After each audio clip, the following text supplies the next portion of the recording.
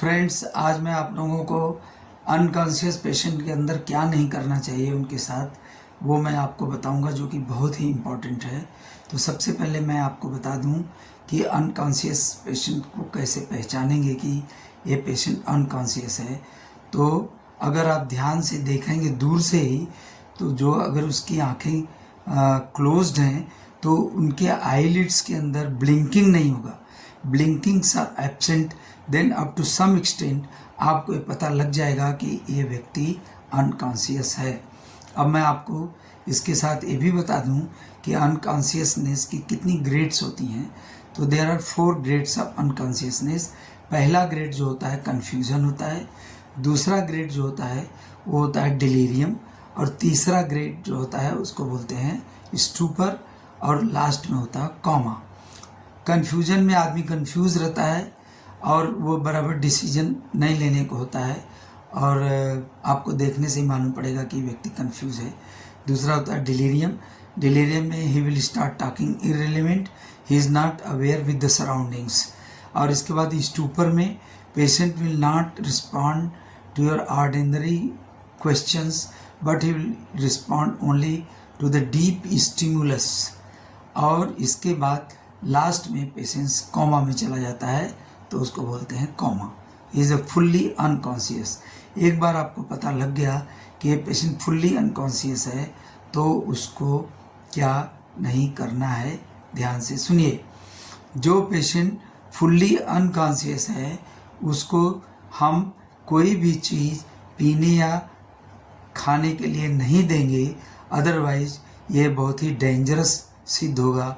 क्योंकि जो भी पीने की चीज़ आप उसको मुंह से देंगे वो सीधा उसको विंड पाइप में जाएगा और patient will develop aspiration pneumonia, which is very dangerous, और पेशेंट की जान बाद में बचाना मुश्किल हो जाएगा। इसलिए इस बात का एकदम से ध्यान रखें कि जो भी पेशेंट अनकॉन्शियस है उसको मुंह के द्वारा हम कुछ नहीं देंगे खाने पीने के लिए। क्योंकि हमने अक्सर पेशेंट को देखा है जो सड़क पर एक्सीडेंट वगैरह में गिरे हुए रहते हैं, वो अनकॉन्शियस है हेड इंजरी वगैरह की वजह से, तो भी उसको जो है लोग जो है पब्लिक कोई बोलता है उसको पानी पिलाओ, ये करो वो करो, तो ये सब करना गलत है। उसको सीधे एम्बुलेंस में लेके और डॉक्टर के पास या हॉस्पिटल में उसको ले जाना चाहिए। वहाँ पर हम लोग ऐसे पेशेंट को राइस ट्यूब डाल करके नाक के अंदर और उसको नेज़ल फीडिंग करते हैं, इंट्रानेज़ल फीडिंग करते हैं, तो वो सेफ रहता है। वो फूड पाइप में उसका खाना जाता है, यानी स्टमक में जाता है। तो हम समझ गए होंगे कि आपको इस बात का पता लग गया कि अनकॉन्शियस पेशेंट में क्या नहीं करना है।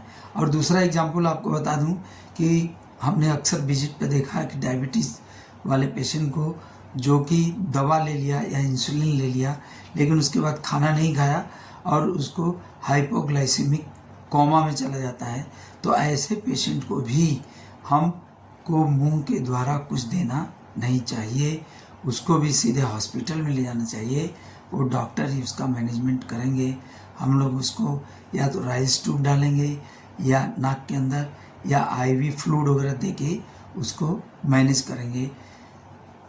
इसलिए ये बहुत इम्पॉर्टेंट है कि how to tackle with the unconscious patient. उम्मीद है कि आप कुछ हद तक समझ गए होंगे कि अनकॉन्शियस पेशेंट के साथ क्या करना चाहिए। Thank you very much.